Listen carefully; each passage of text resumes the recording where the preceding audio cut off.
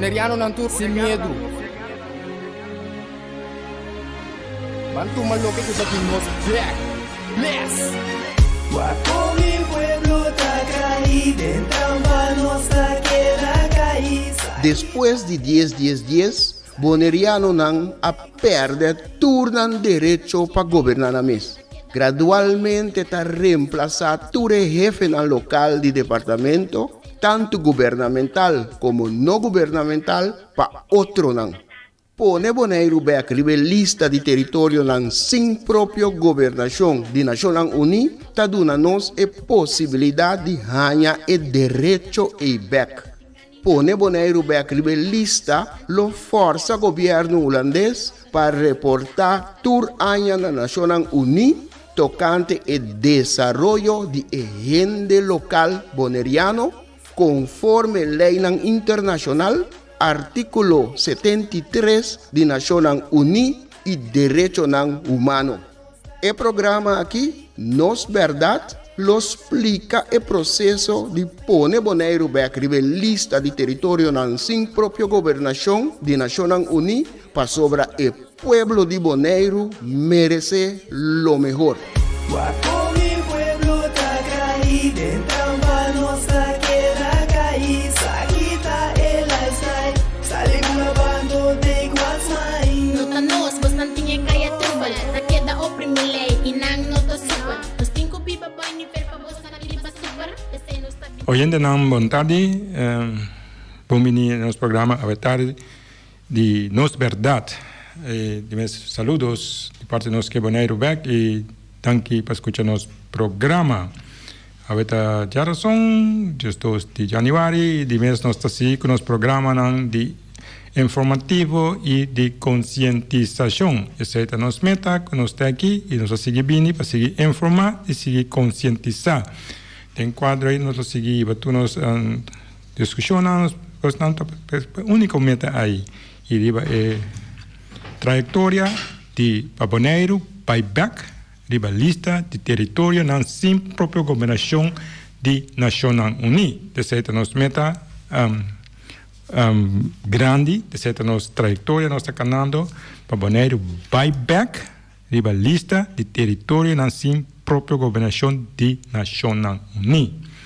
Essa é todo nosso esforço, todo nosso sacrifício, todo nosso trabalho, nós trabalhando para chegar aí não. So, aí não nós estamos mirando por ter uma solução e um cambio na direção que nós estamos indo desde 10 dias que não está na benefício de direito humano de nosso povo, de direito de autodeterminação, direito democrático, direito de desenvolvimento, todo direito que nós como humanos arranha, a heredar e adquirir, fez 10 dias, ela traz outra direção, vai back, para caminho nós bem para siglo nós desenvolver e um caminho e não da cambia back. Nós não está realizando isso aí, porque nós da maneira, sapo de way da cozinha, nós sentimos caliente, nós levantamos caminho sentimos fresco, fiesta, grita, come, baila, ora caliente da bala, baila banana, pero botar cozinhando dia na sei frog syndrome,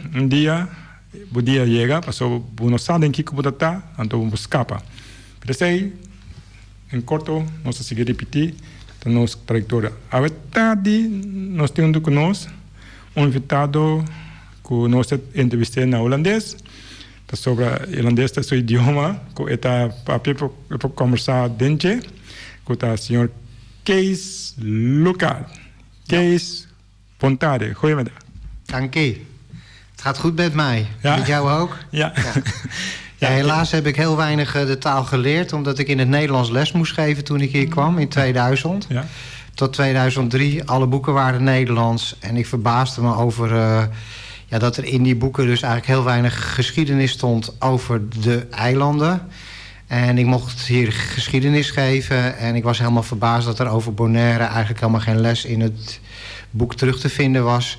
Dus ik ben mijn eigen materiaal wat ik bij me had gaan gebruiken. Ik had een heel mooi boekje bij me. En waarin zowel in het papiament als in het Nederlands de geschiedenis werd uitgelegd.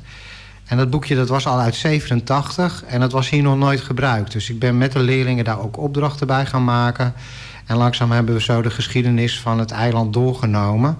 En zijn we later ook in 2002 vanuit het archief op Curaçao stukken gaan opvragen om meer te weten te komen over bijvoorbeeld de slavenhutjes en een heleboel andere dingen die hier gespeeld hebben. En zo langzamerhand kwamen ook de leerlingen er dan achter dat hier veel meer aan de hand is geweest als dat in de boekjes staat. Ja. Dus Kees, als geschiedenisleraar op Bonaire in die tijd, ik zie die datum, 2003, was precies rond die datum begon die hele movement, die hele beweging naar de dissolution, dus het halen van de Nederlandse Antillen. Rond die tijd begon de hele movement van de uiteenvallen van de Antillen. Ja. Maar dan gaat het niet direct daarover nu, maar nu zie ik dan. Dus hij was op die cruciale tijd was hij op deze Bonaire. Ja. En voor ik verder doorga, geschiedenisleraar, sommige mensen, als we praten over de verleden, zeggen ja, dat is van het praten we niet over, dat is gedane zaken, dat is niet goed. Sommige woorden willen ze niet eens horen, als slaven en soort slavernij. Dan willen ze niet dat we over hebben. Voor ik jou die vraag stel, wil ik een quote, zeg je? Een quote? Ja. Zeggen. Say, a generation which ignores history has no past and has no future.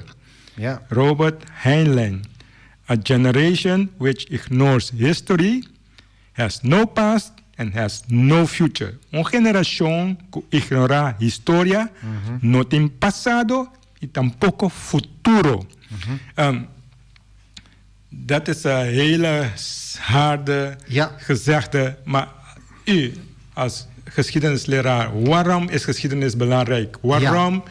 Nou ja, als je inderdaad... We hebben heel veel problemen met onze programma's, hoe we over deze dingen praten. Want ze zijn ons tegenwoordig, want jullie praten over verleden. Daar gaat het niet over. Zeg maar, vertel het maar. Ja, nou zoals Bob Marley het ook al zei, je kan niet jezelf zijn als je je geschiedenis niet kent. Je moet eigenlijk willen weten wat je familiegeschiedenis op zijn minst is, maar eigenlijk ook je eilandsgeschiedenis. En de eilandsgeschiedenis van Bonaire die begint natuurlijk met de mensen die hier oorspronkelijk woonden en waar eigenlijk heel weinig over bekend is. In het Terra Mar Museum wordt daar wel aandacht aan besteed bijvoorbeeld.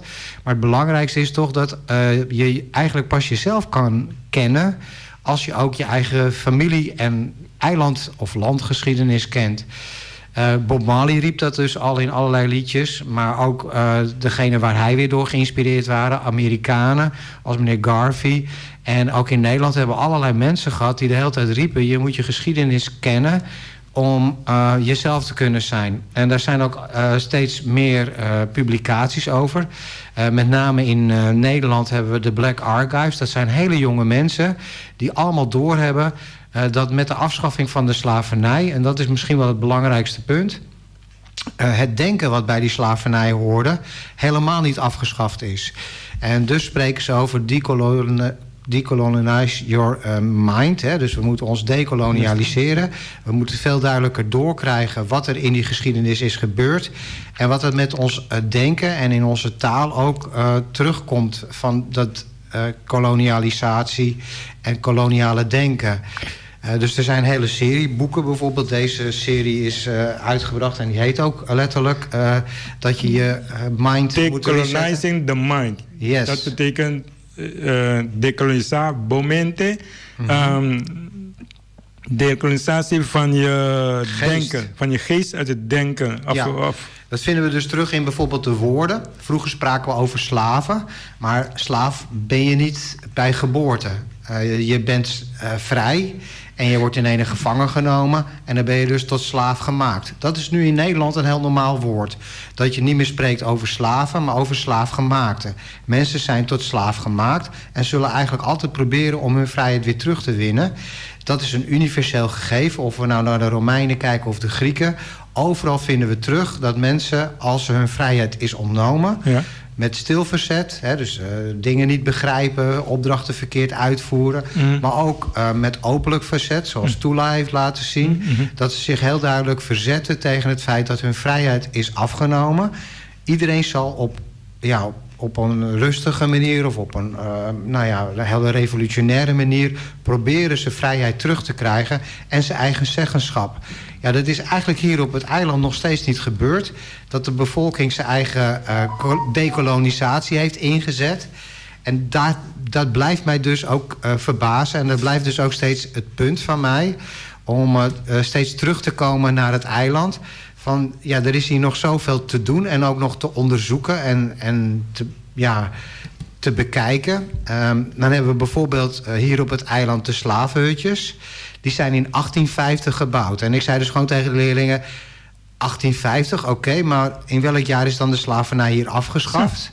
Ja, dat is 13 jaar later, 1863.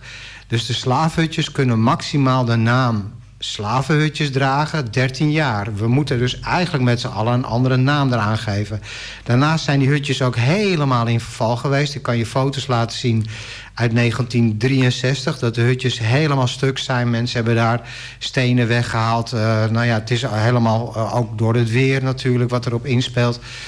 Die hutjes die zijn helemaal niet meer zoals we ze nu kennen.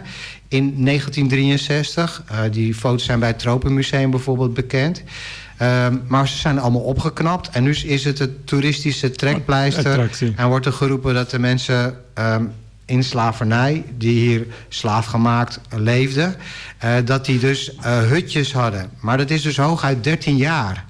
Het is dus veel belangrijker om uit te zoeken wat is er tussen 1650... globaal gezegd, en 1850, 200 jaar lang, later, met die mensen, met de mensen die hier als slaafgemaakten leefden, gebeurd. Wat is er in die 200 jaar gebeurd? Hadden ze toen ook iets van een bedekking voor... Dus ja, dat heb ik ook met Boy proberen te onderzoeken, Boy Antoine. En we hebben ook samen een boek geschreven over de geschiedenis van Bonaire. Dat blijkt dus een hele duidelijke zoutgeschiedenis. Hè. Alles heeft met het zout van het eiland te maken. Nederland had een hele grote haringvloot. Nederland heeft heel veel geld verdiend met haring. Maar daar was heel veel zout voor nodig. Gemiddeld per ton haring hadden ze 1/4 ton zout nodig. Dat was een hele zoute vis. En als hij aan de kant kwam, dan werd er ook nog eens een keer een hele berg zout op gegooid. En vanaf 1452 is het al zo, dus heel lang voordat Bonaire ingenomen wordt, is er dus de hele tijd een roep om natuurzuiver zout voor die zoute haring. Want als je dan zout bijvoorbeeld gaat halen uit Salzburg, hè, dat is een plaats die dan een zoutmijn heeft. Ja. Dat zout wat daar vandaan komt, dat is vervuild doordat het uit de grotten gehaald wordt. En daardoor gaat de haring ook een andere smaak en een andere kleur krijgen. Okay. Ja, dus je moet echt dat natuurzuivere zout zoals op Bonaire te vinden is, dat moet je hebben om de haringvloot in stand te houden. En daarom is ook de 80-jarige oorlog helemaal niet zoals in dat boek stond, wat ik dan moest gebruiken hier op school. Alleen maar gevoerd in Europa. Nee, de Caribische eilanden zijn letterlijk ingenomen omdat de Spanjaarden wisten, als je de Nederlanders of de vijand van zijn zout afsluit, economie, dan is het dus inderdaad dat hij op zoek moet gaan naar een andere... eigenlijk was het dus tot in de 19e eeuw, omdat er toen pas ijskasten kwamen en koelkasten. Tot in de 19e eeuw is het zo dat zout een hele belangrijke stof is om te conserveren. En dus zou je eigenlijk kunnen zeggen, wat iemand die mijn boek van Boy en mij heeft gelezen ook zei, van eigenlijk was zout de wind in de zeilen van de schepen om hier naartoe te komen. Maar ook om dus de hele tijd te kunnen blijven varen naar al die plekken waar de Nederlanders handel dreven. Dus zonder zout kon je eigenlijk niet varen. Je zou dus eigenlijk ook de olie kunnen noemen van de tijd. Van die tijd. Ja. Hey, interessant omdat je heel snel door die geschiedenis is gevlogen. Maar ik wil een paar vragen daarover wat je eerder gezegd hebt. Voor we naar die eerste gedeelte gaan over vrijheid en slaven, slaafgemaakte. Ja, zeg slaven. Ja, ik heb dat ook meegemaakt in de Caribische forums. Want ik ben nu bezig met Caribische mensen die we praten, we zijn in conferenties bezig met hun en heel diep nu. En nu hoorde ik het ook zeggen, slaafgemaakte. Ja. Dus dat is een woord dat ik nu ook heb geleerd. Nee, we praten niet over slaven, we praten over slaafgemaakten. Hindenang awardo hasi esclavo. Na nota esclavo. Nos antepasado na nota wata esclavo. Na awardo hasi esclavo. Dat is Als je dat woord gebruikt, dan zeg je dus eigenlijk ook meteen dat het iemand is die zijn vrijheid ontnomen is. Hij is daartoe gemaakt. En dus zeggen ze ook nu steeds meer in Nederland niet meer plantagehouder of slavenhouder, maar spreken ze over slavenmaker. Iemand die iemand tot slaaf heeft gemaakt. Dus dat is ook een nieuwe manier van ermee omgaan. En wat heel bijzonder is... Kijk, kan ik dat vertalen? Ja, Hoe je doorgaat. Heel interessant, want we praten niet over deze soort zaken. Zeker niet in programma's, niet op de radio en soort dingen. Nee, we hebben hele andere thema's waarover we praten hier. Maar daarom proberen we toch dit bezig hiermee te houden. Want het is heel belangrijk wat we zeggen. Heel belangrijk voor de mensen. Waarom? A generation which ignores history has no past and no future. We leven midden in dat nu. Oké, dus je zegt dat die plantagehouders, het zeg in papiamento, dat dono di plantage na awendia na cambia e denominazione avisa dat dono di sunanko na ahasi esclavo na atracativo. Dat dono di plantage no dono di hindenanko na si cativo. Vertalen wat. Ja, hij heeft iemand tot slaaf gemaakt. Wij respecteren, ze zijn plantagehouders, ze zijn elite geworden, dus ze noemen ze. Non correcto, de correcte historische denominatie is hindenang hasenang katibu ribanang plantage. Ja, oké, zo een beetje mensen. Ja, en de gemeente Amsterdam die doet dus heel erg zijn best om dit soort woorden meer gebruikelijk te laten zijn. En ze hebben dus zelfs op een gegeven moment opdracht gegeven om een populaire versie van het onderzoek wat ze hebben laten doen als stad, om dat uit te brengen in een meer populistisch boek. Dat is dit boek. Dit kon je halen bij de bibliotheek, omdat het voor elke Nederlander van belang is. Maar met name elke Amsterdammer kon dit dus ophalen. Iedere luisteraar nu kan dit in PDF downloaden. Ik zal ook zorgen dat jij een PDF ervan krijgt. En hier staat dus in het Nederlands dus de hele tijd voor het eerst eigenlijk steeds vaker het woord slaafgemaakte en slavenmakers in. En maakt dus ook veel duidelijker dat bijvoorbeeld de cijfers die er zijn, dat is ook iets wat van belang is. Die worden hier in dit boek ook getoond, niet helemaal duidelijk gedrukt. En dat is met opzet, dat zie je hier gebeuren. Even kijken waar die bladzijde is. Hier staan ze gewoon heel duidelijk geschreven. Ja. Maar hier zie je dus dat het vervaagt. Omdat dat een schatting is. Maar dat is het eigenlijk ook bij de West-Indische Compagnie. De cijfers die zijn vaak gebruiken. Ja, die zijn officieel. De officiële cijfers die we gebruiken, die zijn uit een archief wat eigenlijk niet meer bestaat. Het hele eerste archief van het WIC is vernietigd in de 19e eeuw. En is gewoon verkocht als vuilnis. Als troep weggezet. Er is nog wel heel veel archief, maar het zijn allemaal afleidingen van, en dus dit dus ook, dit zijn alleen maar schattingen van hoeveel mensen er in slavernij gebracht zijn door de Nederlanders en de andere 5 grote landen die daarmee bezig waren. En dat is dus ook heel bijzonder aan dit boek, dat iedereen dus kon gaan lezen. Dat is vorig jaar zomer is dit gebeurd.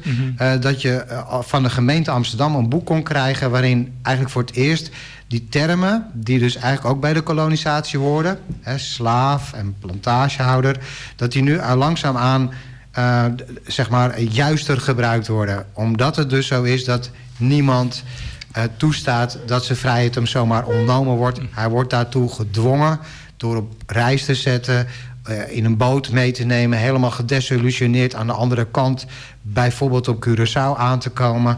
En als hij daar dan niet goed luistert, dat hebben we inmiddels vastgesteld, Boy en ik, dan is zo'n iemand dus voor straf hier te werk gesteld Een op de zoutpannen. zoutplantage, dat heb ik ook ergens Ja, gelezen. het is dus heb ik ook zulk gelezen. zwaar werk op de zoutpannen. Dat is een straf. Dat het als straf. Dus je kon, als je bijvoorbeeld, dat hebben we ook gevonden in de plakkaatboeken, dat zijn de juridische regels die er zijn.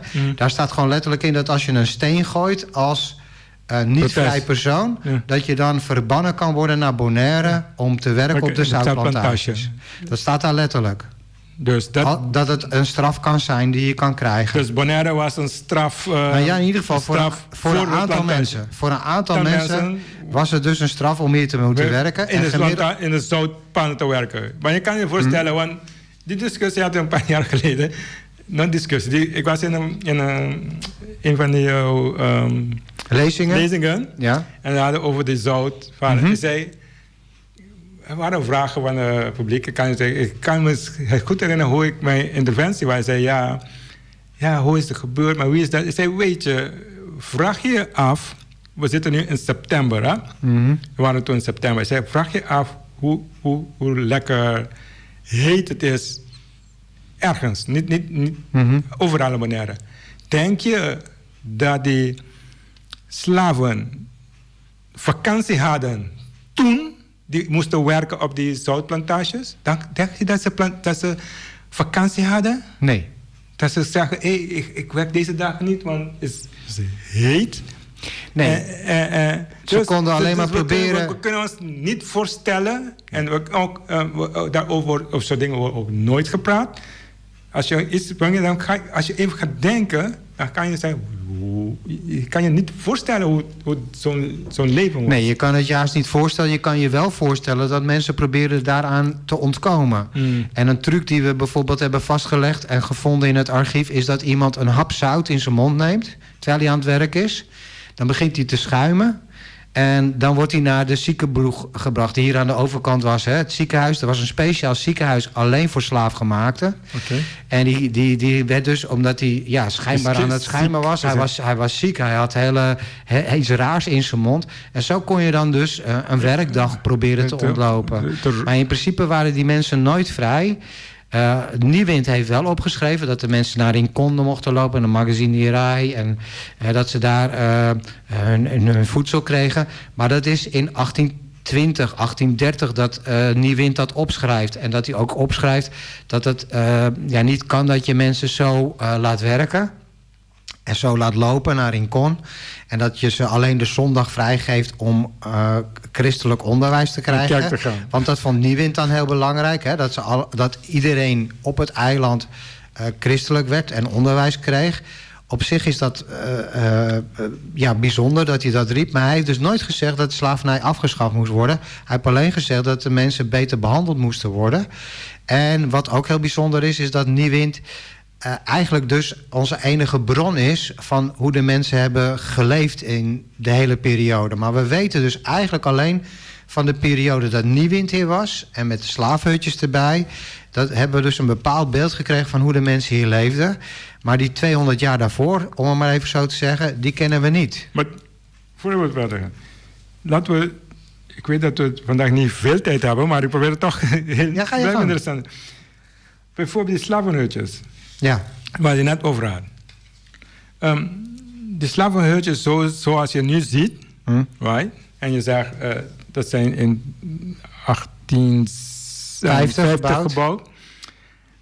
Laat iemand een heel vertekend beeld krijgen van slavernij. Ja. Dat durf ik ook te zeggen. Ik noem het, want ik praat zo, ik noem het propaganda. Ja, propaganda dat mensen hier goed behandeld werden. Tussen aanhalingstekens. Ja, wat daarvoor gebeurd is, dan zeggen ja, maar dat is een huis. Dan blijf je daarin steken.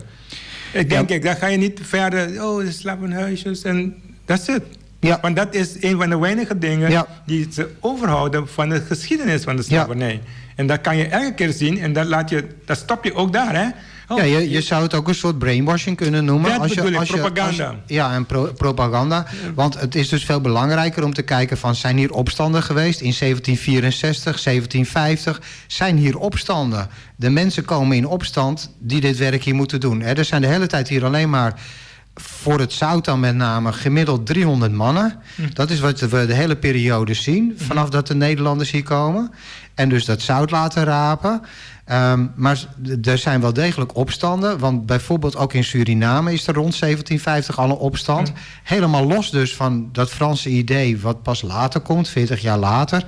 Daar hebben ze in 1789 de Franse revolutie. Daar wordt ook in de schoolboeken waar ik mee moest werken naar gerefereerd. Dat de Franse revolutie in Europa is. Maar dat is helemaal niet alleen in Europa. Dat is ook in de koloniën. Dus we hebben dan zelfs gekregen dat in Nederland... ik zal het even laten zien... dat er in Nederland dus ook mensenrechten gepubliceerd worden. En dat er dus een hele korte tijd gedacht wordt... dat de slavernij moet stoppen. In 1797 is er zelfs een parlementariër die in Den Haag zegt... we kunnen dit niet zo langer laten bestaan, dit moet stoppen. Nou, dan krijg je dat in de Franse koloniën een groot deel... dus met name het huidige Haiti... in 1804 de slavernij echt afgeschaft wordt... en het eiland eigenlijk aan de mensen gegeven wordt... die daar als slaafgemaakte leven. En dan heeft Nederland ondertussen alweer... het, ik zou bijna zeggen, heringevoerd. Dat is een heel ingewikkeld verhaal... wat daar tussen 1800 en 1820 gebeurt... met een Franse en een Engelse bezetting van Curaçao. Vanuit Curaçao wordt alles bestuurd... ook Bonaire dus. Hier op Bonaire wordt er eigenlijk... dat hebben we nu nog steeds niet ontdekt... van wat hier dan allemaal gebeurt.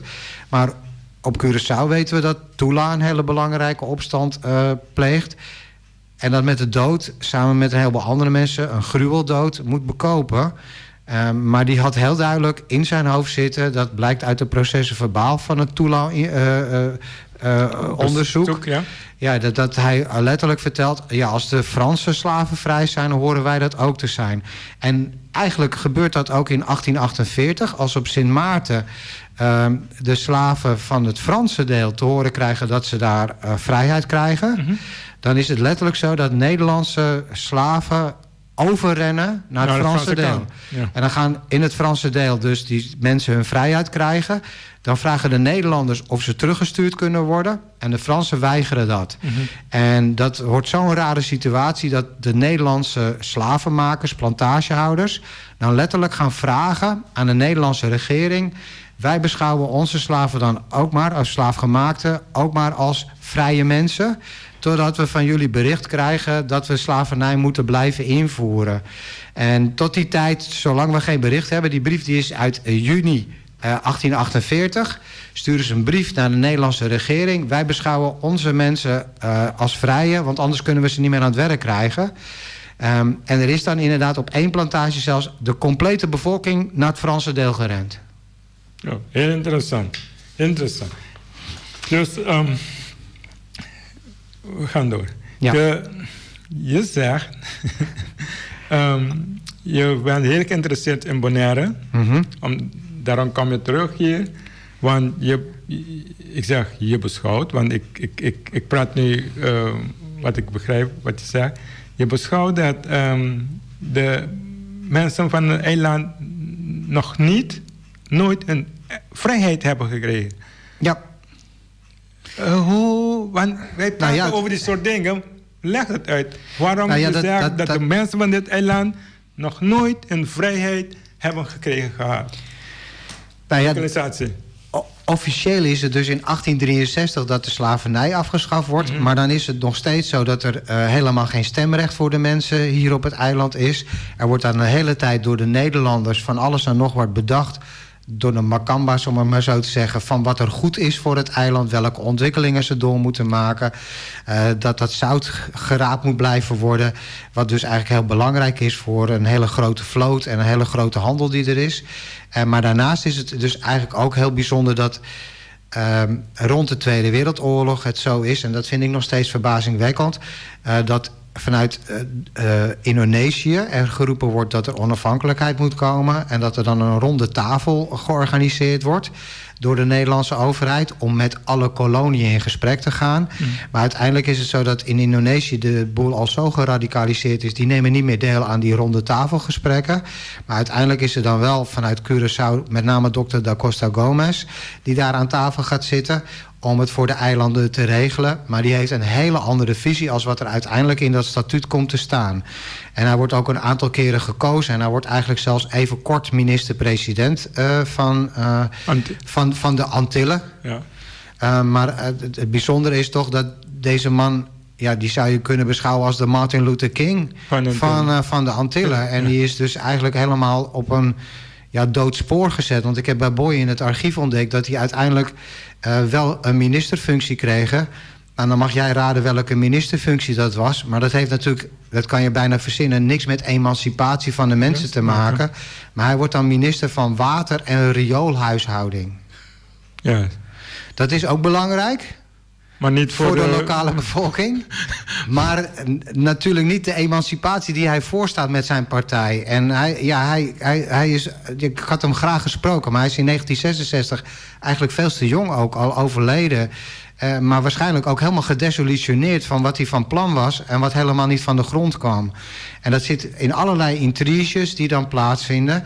En eigenlijk is het statuut natuurlijk ook een kopie van wat er met gemeente en provincie in Nederland is.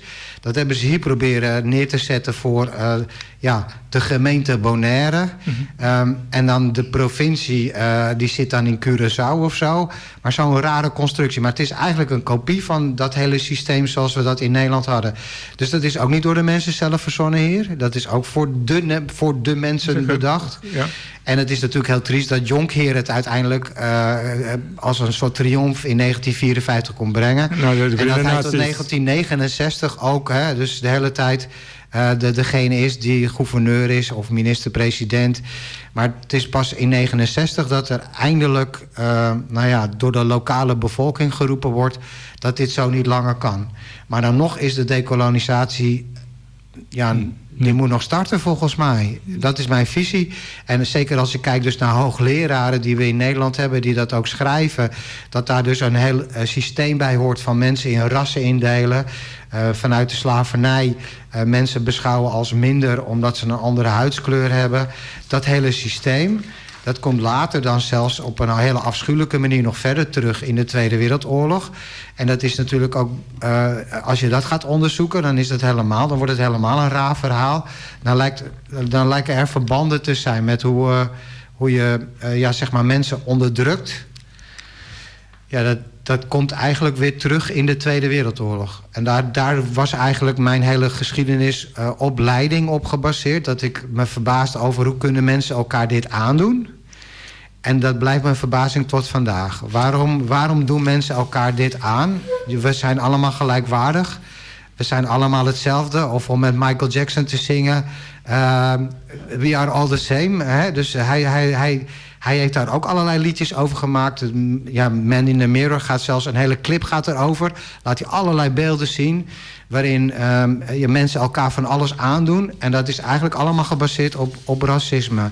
En in Nederland wordt nu echt gewoon duidelijk gesproken... er is institutioneel racisme. Als Surinaamse, Antilliaanse jongeren... heb je het extra zwaar op de arbeidsmarkt. Word je vanwege je achtergrond...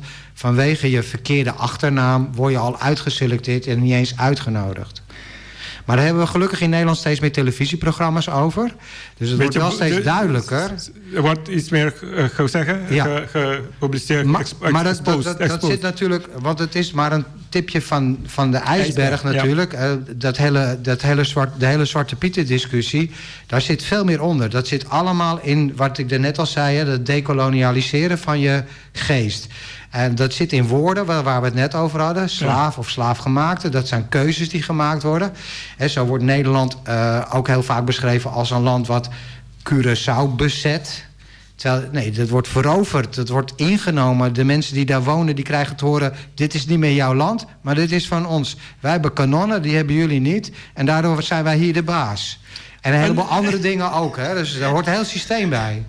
Yes. Dit is heel interessant, want als we zo praten, dan zeggen jullie zijn tegen Nederlanders, als jullie zijn mij racist, want ik zoiets zeg, weet je, ik ben tegen hun. Maar stel je voor, in 1795 publiceert Nederland de rechten van de mens en van de burger, right? Rechten van de mens sinds 1795. Ja. En ze zeggen, mensen worden gelijke rechten geboren. Mensen worden met gelijke rechten geboren. Ja. En deze natuurlijke rechten kunnen hun niet ontnomen worden. Precies. En Zijn we dan geen mensen? Nou, dat is dan dus de grote discussie. Zijn we die geen dan mensen? Nee, niet toen, maar steeds nu. Want we hebben geen gelijke rechten. We worden niet met gelijke rechten geboren. We worden met ongelijke rechten geboren. Ja. Ik vrees als je het goed uit gaat zoeken dat je de conclusie moet trekken. Ik blijf bij de eerste artikel. Ik ga niet verder. Gewoon een simpele... In 1795, maar ook als dit bijvoorbeeld gepubliceerd wordt, deze mensenrechten in 2018 in een boek over 5 eeuwen vrijheid bevochten in Nederland, gaan ze het verschil maken tussen mensen die in de Republiek wonen in Nederland. Dat dit document dus alleen maar zou gelden voor de mensen in de Republiek Nederland. Dus en die zijn mensen. En niet in de koloniën. Ja, dus die mensen die in de koloniën wonen niet. Er zijn geen mensenrechten dan. Dat doen ze in 1795, ja. Dus. En in 2018 staat het eigenlijk nog steeds in de boeken. Dat het dus een andere tijd was waarin burgers bepaalde rechten hadden, maar niet de gewone mensen. Zo, en dat zie je ook terug. Mensen. Ja, de gewone mensen, zo zal ik het dan maar noemen, die krijgen dus ook pas later stemrecht. Kijk bijvoorbeeld naar de vreemde situatie die we in Nederland ook hebben gehad. Algemeen kiesrecht in 1919 alleen voor de mannen, 1921 voor vrouwen. Wanneer komt het op Curaçao? Algemeen stemrecht? Pas na de Tweede Wereldoorlog. En dus in de discussie van het statuut. Ja, dan forceren ze een soort democratie. En dan forceren vrouwen ook dat ze ook stemrecht krijgen. Pas in 1948 algemeen stemrecht voor vrouwen op Curaçao en de andere eilanden. Dus op de Antillen. Dus dat is pas sinds 1948 dat vrouwen ook stemrecht hebben. Oh, oké. De tijd is bijna op. Ik vind het heel jammer. Maar je moet gerust verder met je vragen. Maar als we de geschiedenis volgen en zien, en jij als geschiedenisleraar, je hebt het gelezen, begrepen en je doet er iets aan. Want je komt in Bonaire terug bijvoorbeeld. Je wil en ik schrijf heel veel in het Antilliaans Dagblad. Ja, en je wil erover praten, je wil erover schrijven. Ja. Maar ik heb nog een vraag dan. Waarom denk je dan dat, ik denk een paar weken geleden, dat het voorstel van Simons in de Tweede Kamer, dat de geschiedenis van onze eilanden, wat we niet van weten. We weten alleen dat er iets daar staan, en ze noemen een slavenhutje. Ja. En dat zijn helemaal geen slavenhutjes, helemaal niet. 13 jaar hooguit. Maar waarom denk je, wat is dat de Tweede Kamer in zijn meerderheid zegt, dat hoeft niet, we willen geen geschiedenis van deze eilanden in onze curriculum. Waarom denk je dat ze dan nu in de 22e eeuw... Dat kan niet. Nee, daar gaan ook een heleboel organisaties zich tegen verzetten. We hebben nu al jongeren die dus... Van Wakka is een organisatie die dat doet. Die zeggen gewoon letterlijk... we hebben 10 extra onderwerpen voor de geschiedenis. Dan gaan ze het hebben over Anton de Kom... die zich heel duidelijk tegen het kolonialisme verzetten. Dan gaan ze allerlei andere onderwerpen aanhalen... maar met name ook dat de Arawakken... de Cariben... de Caquetillos... allemaal een hele belangrijke cultuur hadden... die helemaal verdwenen is door de Nederlanders die hier kwamen... En dat helemaal verloren is gegaan. Die culturen, daar moet je veel meer ook in je lessen iets aan doen. Hè. Dat doet Jay Havisser bijvoorbeeld daar steeds aandacht voor vragen. Ook met die hele jonge groep archeologen. Hè. Daar ben ik nog ooit een keer bij betrokken geweest. Maar het belangrijkste is... je moet je geschiedenis willen kennen... om jezelf te leren kennen. Maar de gekozen mensen die zeggen... we willen dat niet. We leven in een... Maar dat kan niet, James. We leven in een multiculturele samenleving. Zowel op Bonaire als in Nederland. En we moeten dus elkaar willen leren kennen. Ik kan jou niet kennen als ik niet jouw geschiedenis ken. Als ik niet weet dat dit een eiland is van vissers. Dat ik niet weet dat dit een eiland is van... Arawakken, Indianen, Caquetillos. Belangrijk is om hier als toerist te komen... dat je je interesseert voor de geschiedenis, voor de bevolking. En dat vind ik zelf een heel groot gebrek aan mij. En dus ook in de taal. Papiaments is een hele belangrijke link die we kunnen maken met elkaar, om met elkaar dichter bij elkaar te komen. Maar het kan niet zo zijn dat je gaat ontkennen dat de ander geen geschiedenis heeft. Iedereen heeft een geschiedenis. En dus mag je als Tweede Kamer mag je nooit roepen dat een bepaalde geschiedenis er niet toe doet. Een quote. History is written by the victors. Is dat waar dan? Ja, dat is een quote die toegekend wordt aan Churchill. En bijna alle geschiedenis die tot nu toe geschreven is... en dat is dus het bijzondere aan dit boek... hier hebben 43 geschiedenisprofessoren, universiteitsmensen aan meegewerkt... om dit te maken. Eindelijk is er een doorbraak, vind ik zelf, met dit boek dus... door de gemeente dus gratis ter beschikking gesteld... om te laten zien, de geschiedenis moet ook geschreven worden... vanuit de slachtoffers of als je in dat soort termen gaat praten. Maar de vraag is dus of je dat soort termen moet gebruiken... slachtoffer en dader. Het is misschien veel interessanter om te praten van... dat we een gemeenschappelijke geschiedenis hebben, James. En de laatste punt dan, of de laatste vraag waar we nu gaan... Ja. Er gaat discussies over slavernijverleden plaatsvinden, Ja. maar nu in Nederland. Ja. Maar daarbij wordt bijvoorbeeld ook kan, dat mag niet mee doen. Ja, dat las ik ook gisteren in de krant, of vanmorgen. Ja, dat is heel bijzonder. Er worden allerlei groepen wel uitgenodigd en niet. Dat gebeurde ook bij de Zwarte Pieten discussie. In Den Haag mochten ineens een bepaalde groepen komen. En dan heb je dus inderdaad meteen de vraag... waarom nodigen ze die wel uit en waarom nodigen ze die ander die ik dan bijvoorbeeld ken vanuit mijn journalistieke werk, waarom nodigen ze die niet uit? Soms is dat omdat mensen bestempeld zijn als radicaal. Volgens mij heb jij ook een beetje zo'n stempel hier. Dat je radicaal, maar dat zijn labels die mensen... Wat denk je zelf over wat we doen dan? Nee, maar laatste punt. Nee, maar dat zijn labels die mensen je geven. Daar kan je niks aan doen. Ik heb met Glenn Helberg, een psycholoog, psychiater... een beroemde psychiater die net zijn boek uit heeft... heb ik een heel interessant gesprek gehad. En die zei, mensen moeten doen wat ze niet laten kunnen. Ik doe gewoon wat ik moet doen, volgens mij... En dat is volgens mij ook de juiste drijfveer in ieders leven. Hè? Je moet doen waarvan jij denkt dat dat belangrijk is. En als mensen dat willen labelen, doe je ding.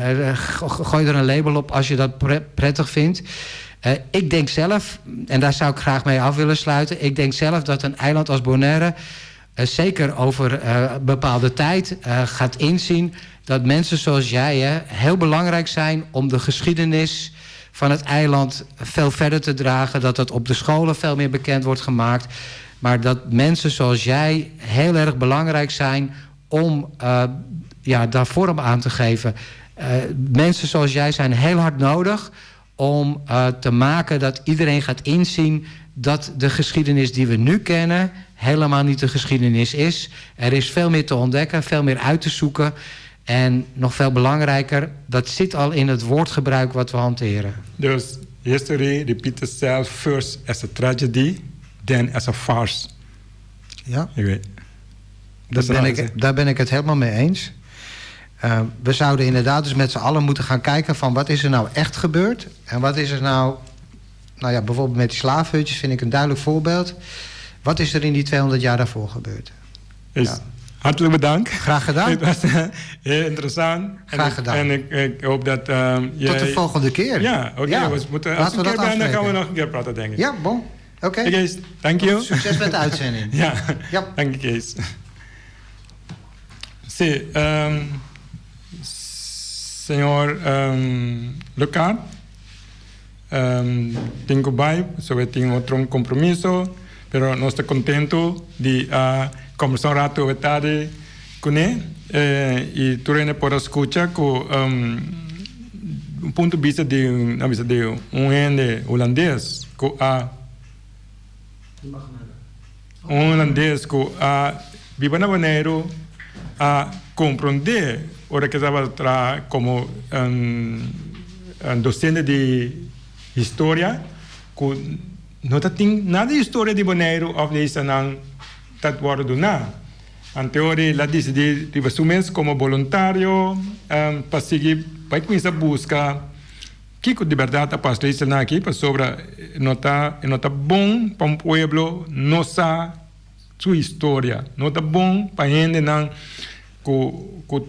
Kubi sa bukta by desarrollar, bote viva, civilização moderno, bota nota quadra, como nossa, kiko tabu passado, kiko, como docente, ela decidiu que ora com la sopitra, o contrato que alguém não, lá vem seguir bem maneira, você quer ajuda, uma maneira outra, a como saca, história escondida, back, uma maneira outra. Deseita uma supasionan, que está fazendo para outra coisa também da visa, bana de trabalho de reporteiro, etc. Pero isso é algo nanco aquela paixão e está sigue bem, ela bisa bom clear par de ponto nanco.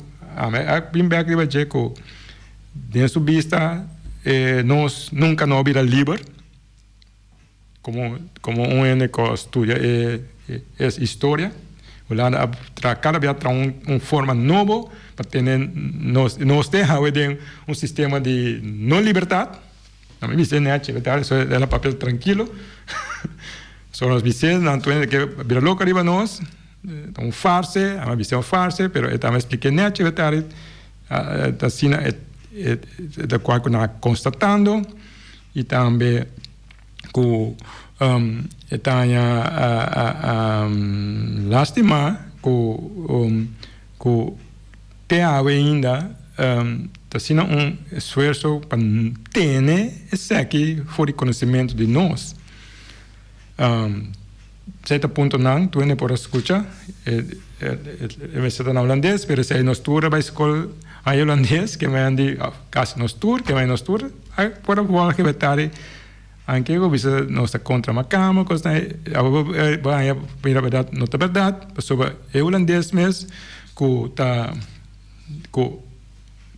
a compreender sim porque ela lesa e compreender que é coisa não está bom então pensei eu expliquei eu disse assim porque pensei eu fazendo esforço também para com ajudar a comunicar de sua maneira fazendo investigação para conosco sacar tiki informação aí para portar dia maneira nós dizer para nos mente guardo de colonizar decolonização via nacional ni abrua passou aí na Holanda que político não a seguir assim mesmo coisa que não estava a situação assim aí não na seguir quando não tem trampa straight by outro aí também mesmo canção trove vota para mim tem trampa não tenho se eu contento com ele for the rest eu não worry com nada outro eu seguir vota seguir correr atrás notícia com informação falso não falso mas que não está ajudando demo desenvolver não está falso falso é uma palavra robes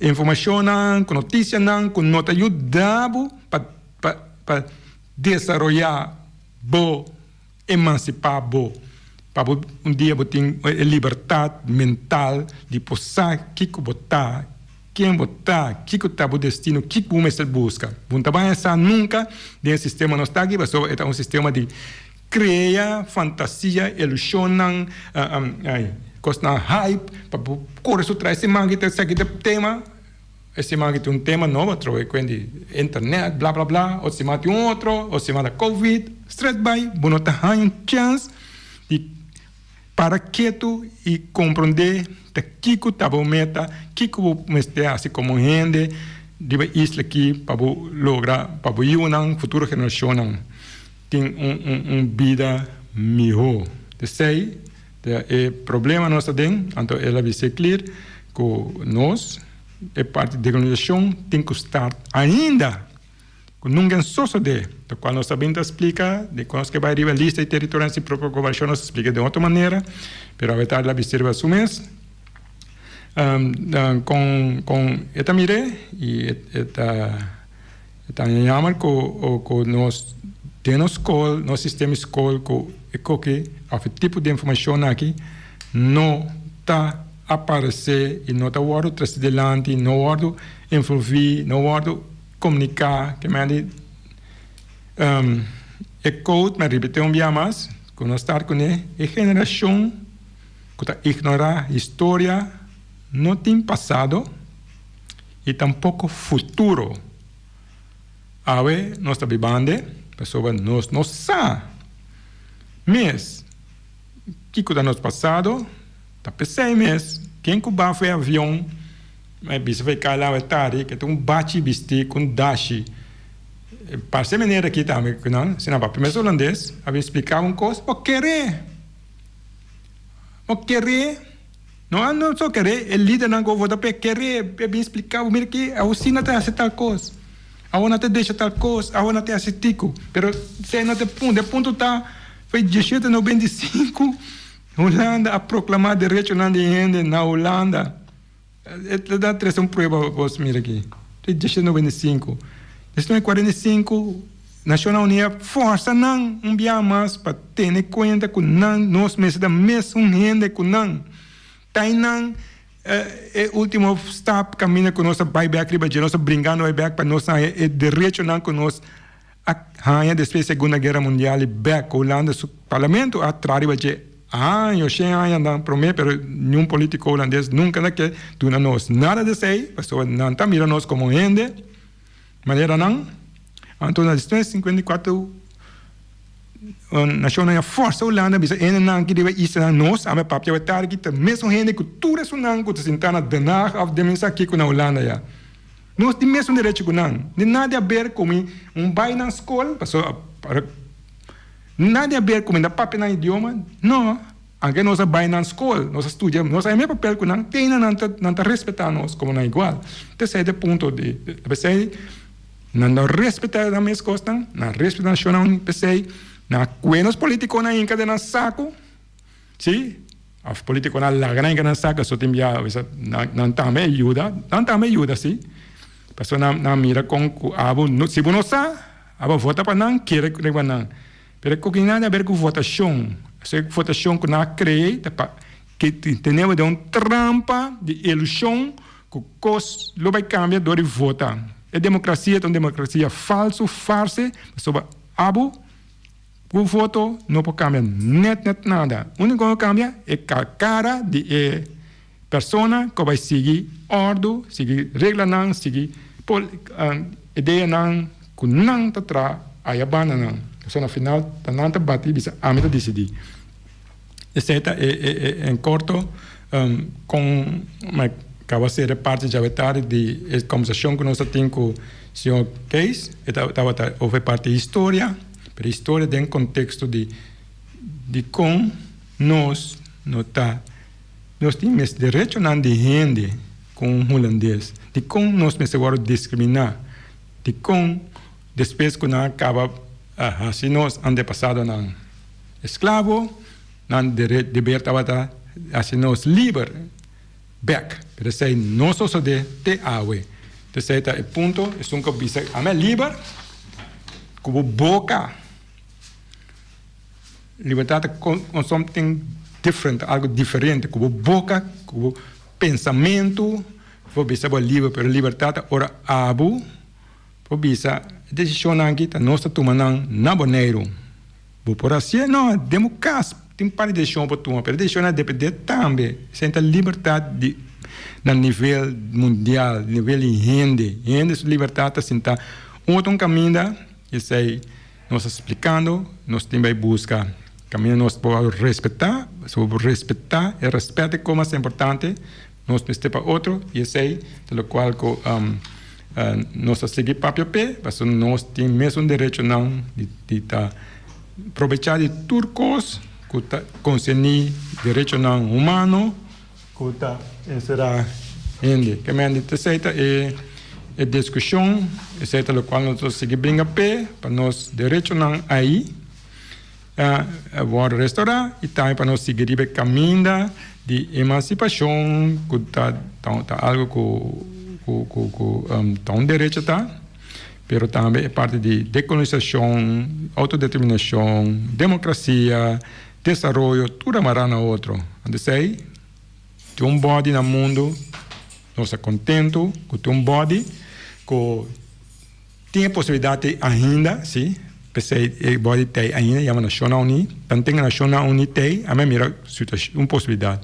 Se amanhã não cabra Nacional Unida, me tem atrás, bisa isso se, me sabe que tem assim, mas Pero tan tenke tei, paso tei na ture na que vai. Eu não também, assim tem me dice, sim, nós estamos de acordo, para toda gente também são gente no mundo, nós de acordo, nós afirma, não afirma, é tratado na toda gente, nós está igual, toda gente tem mesmo direito não, toda gente, pero não, na acaba firme, bem pone bomba na interesse tu na que não oprimir nós, então na oprimir bomba na americana, tá político não, despensa político não, você atrai trabalho para não, mas pone você tu avatar junto, ora você cambia posição, me cambia mi statement, não usa você tour, para ti nós dentro que awe, então lá tá massa dentro sei, só lá se 400 anos largo, lá se o país tá massa grande me, que tá grupo de gente que tá algo importante, sei que não é bastante isso aqui. Bom, danke. Nós temos já com um programa similar. Passa feliz tarde. Tchau, tchau.